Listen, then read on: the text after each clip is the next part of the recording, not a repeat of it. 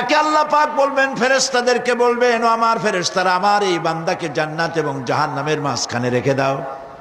জান্নাত এবং জাহান্নামের মাঝখানে লোকটি যখন থাকার জায়গা পাবে, সে জান্নাতের দিকে তাকায়া দেখবে আর কাঁদতে থাকবে।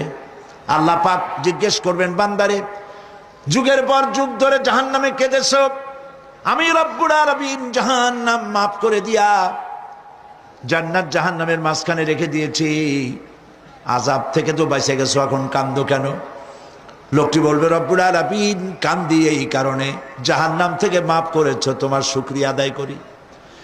জান্নাত তো আমার কপালে নাই, কিসমতে নাই, কিন্তু জান্নাত আমি এখান থেকে দেখতে পাচ্ছি, জান্নাতের সুঘ্রাণ আমার নাকে আসতেছে, কপালে নাই যাওয়ার। আমি কাঁদি এই জন্য, তুমি যদি মেহেরবানি করে আমাকে জান্নাতের দরজার কাছে একটু দাঁড় করায় দিতা, প্রাণ ভরে তোমার জান্নাতের দৃশ্যটা একটু দেখতাম।